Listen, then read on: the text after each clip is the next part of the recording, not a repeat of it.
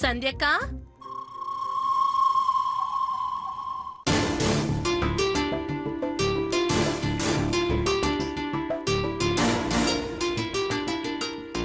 ఏంటి? నువ్వేంటి ఇంట్లో ఉన్నావు? ఇదేం ప్రశ్న? అంటే అది అడగాలనుకున్నదేదో అడగచ్చు కదా. సందేహం ఎందుకు మంగా, అడుగు.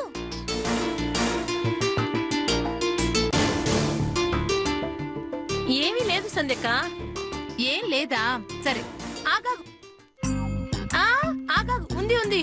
ఏంటి? ఉంటే చెప్పు. మరి సీనయ్య కాలికి దెబ్బ తగిలి తను ఆటో నడపలేకపోతున్నందుకు పద్మావతి సీనయ్యకి సహాయంగా వెళ్లి ఆటో తనే నడుపుతుందంటగా. అయితే తమరు కూడా వెళ్లి ఏ టాక్సీయో నడపచ్చు కదా అని అంటావా మంగా?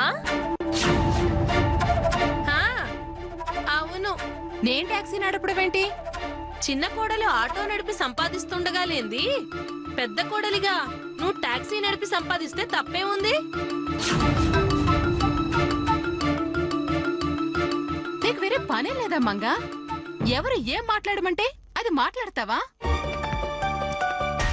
అసలు పద్మావతి ఏం చేస్తే నీకేంటి ఇప్పుడు? నీ చేత ఎలా అడిగిస్తున్న ఈవిడికి ఏంటంటావ్? అంత బాధ? బాధ కాదు, సిగ్గుతో చచ్చిపోతున్నా. అది సిగ్గున్న వాళ్ళు చేయాల్సిన పని కదా. అబ్బో సిగ్గు! అంత సిగ్గే ఉంటే ఆడవాళ్ళలా బయటికి వెళ్లి అవ్వా ఆటో నడుపుతారా?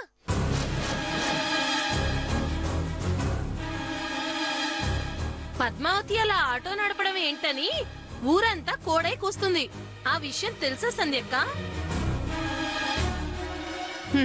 ఊరు కూస్తోందా? ఊర కుక్కలు కూస్తున్నాయా? అబ్బా ఏంటి నువ్వు? పద్మావతి చేస్తున్నది తప్పు అని మేమంటుంటే నువ్వు తనని సమర్థిస్తున్నట్టు మాట్లాడతావేంటి?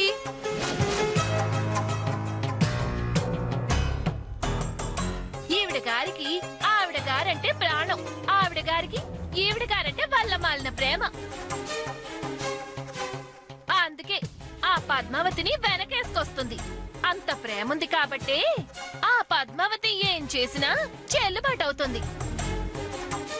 చివరికి ఆటో తోలడం లాంటి పరువు తక్కువ పని చేసినా పద్మావతిని పల్లెత్తి మాటం లేదు సరికదా. పద్మావతి మీద ఈగ కూడా వాళ్ళనివ్వడం లేదు. అసలు నాకు తెలియక అడుగుతున్నాను. పద్మావతి ఆటో నడుపుతూ తన భర్తకి ఆసరాగా ఉంటే నీకు బాధ ఏంటి? ఊరి పెద్ద దుర్గమ్మ గారి పరువు మర్యాద మంట కలుపుతుంటే బాధుండదా ఏంటి? అవును, ఊర్లో అత్తమ్మకున్న పేరేంది? అత్తమ్మ కోడలిగా పద్మావతి చేసే పనులేంది?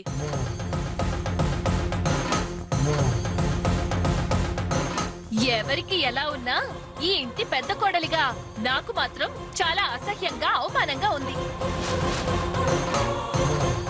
ఇదే పని ఇంట్లో ఇంకెవరైనా చేస్తే ఊరుకుంటారా? ఈ పాటికి ఇంట్లో గొడవ గొడవ చేసేవాళ్ళు. అంతేనా? ఇంట్లో నుంచి బయటకి గెంటేసేవారు. బాగా చెప్పావు. ఏంటి బాగా చెప్పేది?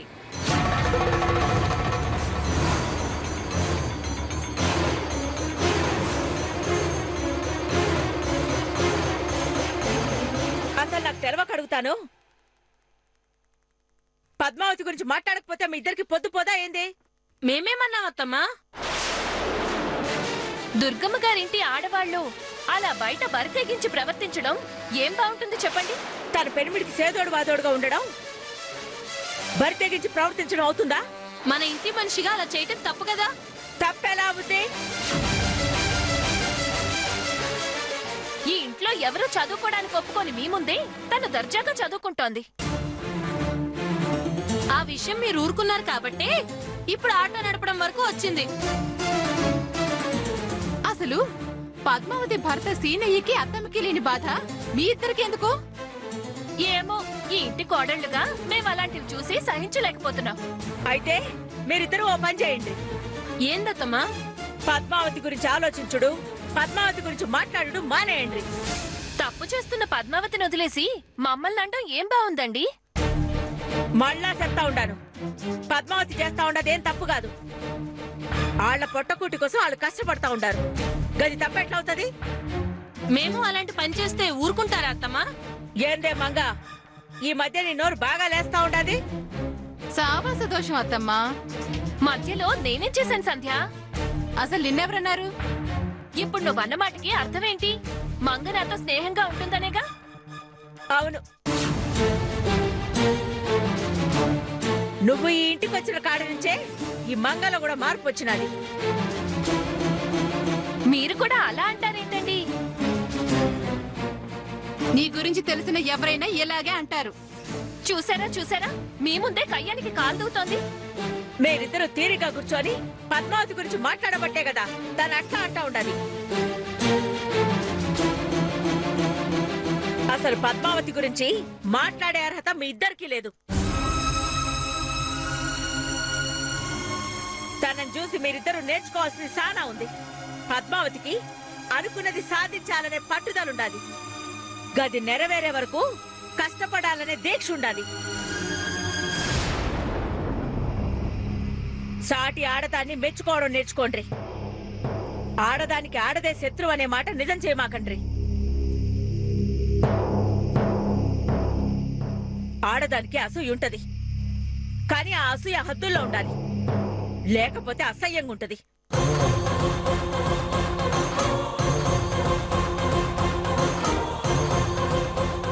పద్మావతి గురించి గిట్లా లేనిపోని మాట్లాడి నా చేత శివాట్లు తినమాకండి.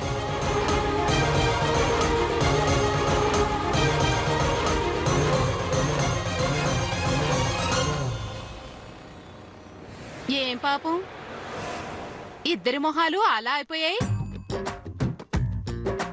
అత్తమ్మ పద్మావతితో మాట్లాడదు కదా అని పద్మావతి గురించి అత్తమ్మ దగ్గర అవాకులు చవాకులు పేలారు. చివరికి ఏమైంది? అత్తమ్మ చేత తినాల్సినవన్నీ తిన్నారు. అత్తమ్మ శాంతంగా ఉంది కాబట్టి మీరిద్దరూ బతికిపోయారు. లేదా ఇద్దరికి వాతలు కూడా ఉండేవి. పద్మావతి మీద పడి ఏడుస్తారంటే ఎప్పుడు చూసినా. ఇప్పుడు ఏడవండి. నువ్వేం మాకేం చెప్పక్కర్లే. ఛీ!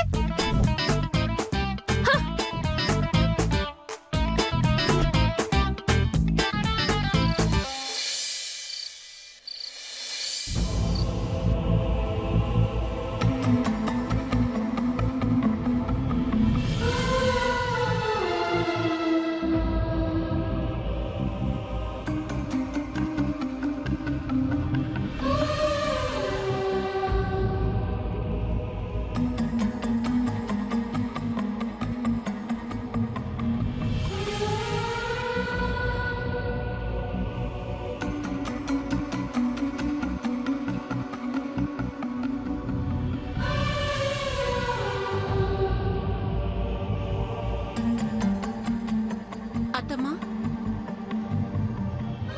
ఇంకా పడుకోలేదేంటత్తమ్మా? రోజు ఈ పాటికి పడుకుంటారు కదా. ఈ దినం కంటికి కునుకు పట్టడం లేదు సంధ్య. ఏమత్తమ్మా, ఏం జరిగింది? సీనయ్య గిట్ల జరిగినప్పటి నుండి నా మనసులో లేదు.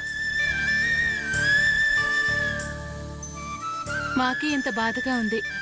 కన్న తల్లి మీరెంత బాధపడుతూ ఉంటారో అర్థం చేసుకోగలను.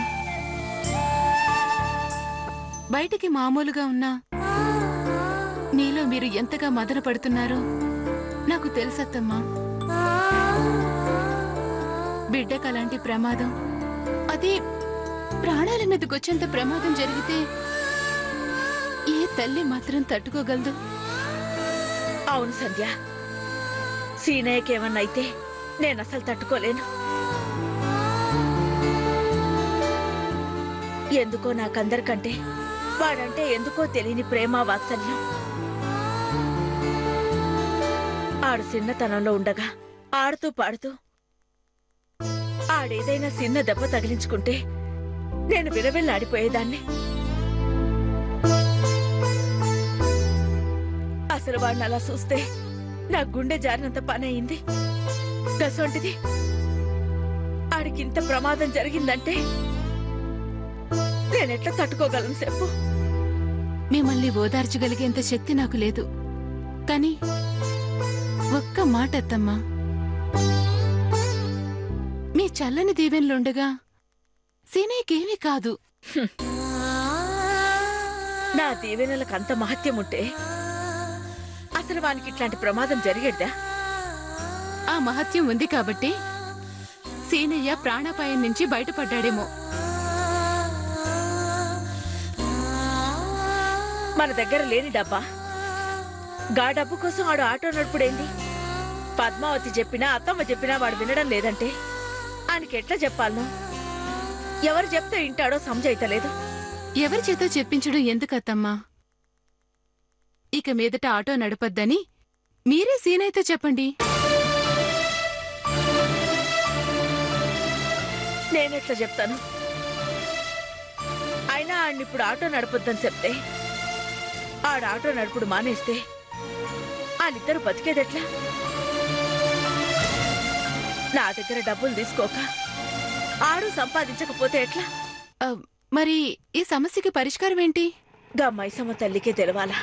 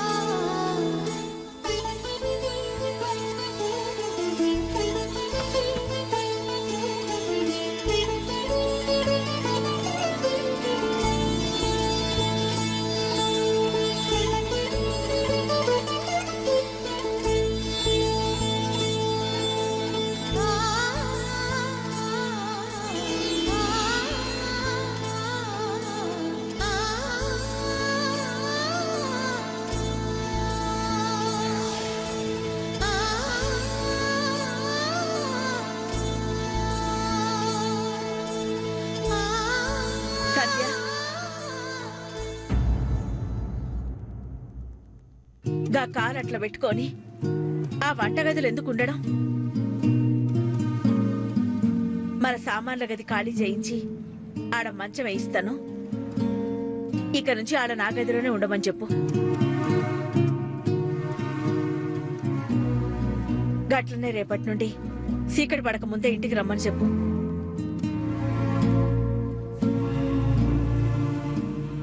తను కూడా ఆటో నడపడంలో సీనయ్యకు సాయపడుతుందని విన్నాను. ఆడపిల్లలు చీకటి పడినాక బయట ఎక్కువసేపు ఉండడం మంచిది కాదని కూడా చెప్పు. పో.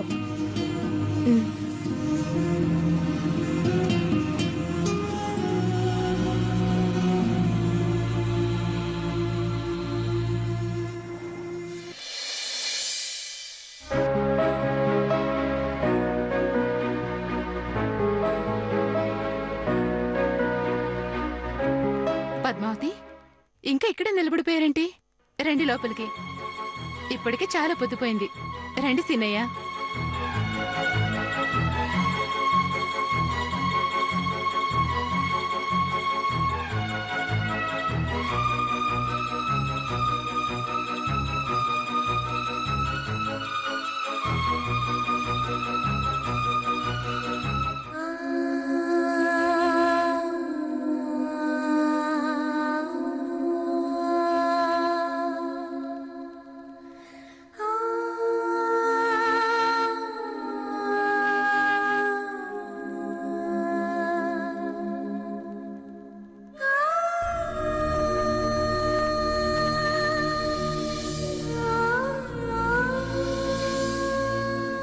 సీనయ్య,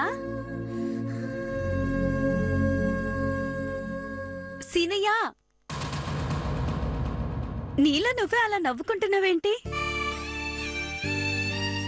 నీలో నువ్వు అలా నవ్వుకుంటున్నావేంటి?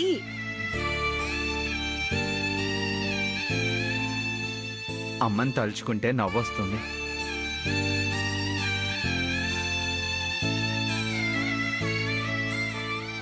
అర్థం కాలేదు. అమ్మకి మన మీద చాలా ప్రేమ ఉంది. ఆ ప్రేమని తను మనతో చెప్పకుండా ఆళ్ళని వీళ్ళని అడ్డం పెట్టుకొని చెప్తుంది. గది గమనించావా? అత్తమ్మ పరిస్థితి చూసి బాధపడాలి కానీ నీకు నవ్వొస్తుందా?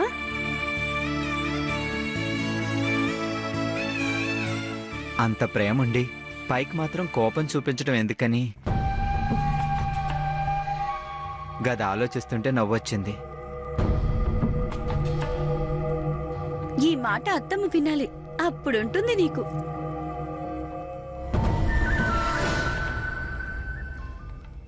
ఏం చేసినా అమ్మకి నా మీద ఉన్న ప్రేమని ఎవ్వరూ ఏం చేయలేరు గాని నాకు చాలా ఆకలేస్తుంది. వెళ్ళి భోజనం పట్రా.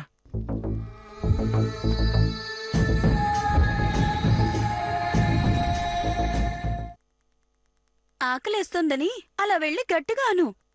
అప్పుడు అత్తమ్మే నీకు భోజనం తెస్తుంది. అంటాను, నాకేం భయం. ఏ వద్దు సీనయ్య, నేనే వెళ్ళి నీకు భోజనం తెస్తాను. ఉమ్.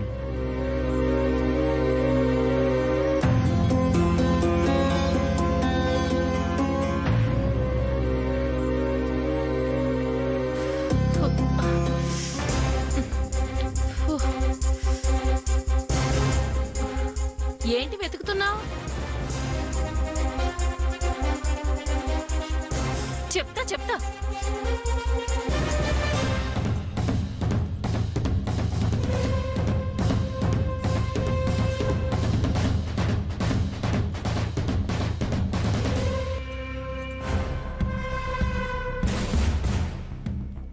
అయ్యో, అదేంటి అన్నమంతా పడేసా? మతిగాని పోయిందేంటి నీకు? ష్యూ. దీనికొక కారణం ఉంది, నువ్వేం మాట్లాడకు. ఇప్పుడు ఒక చిత్రం జరుగుతుంది, చూస్తూ ఉండు. చిత్రమా? చిత్రం ఏంటి? అబ్బా ఉండు చెప్తాను.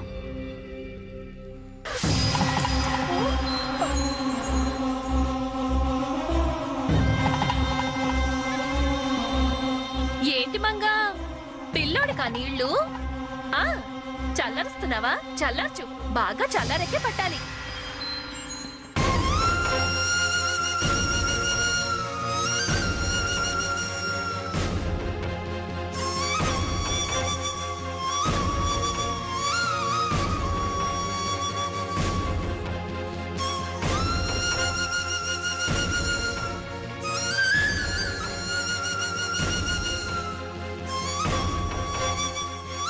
మంగక్క, ఇంట్లో అన్నం లేదా?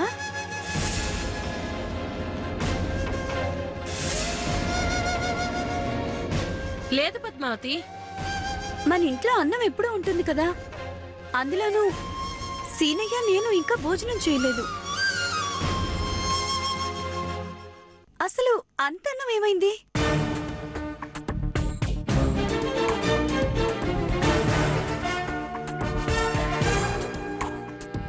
ఏంటి నా మొహం చూస్తావేంటి?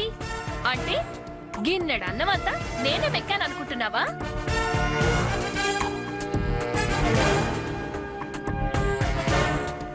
అన్నానా? ఇప్పుడు నేను ఆ మాట అన్నానా? అనకపోయినా అలాగే చూసావు కదా. మ్మ్హ్మ్.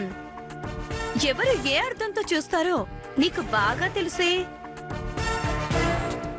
అయినా నీతో వాదించే తీరిక నాకు లేదు. సీనయ్యకి ఆకలేస్తోందన్నాడు, ఇప్పుడు ఏం చేయాలి?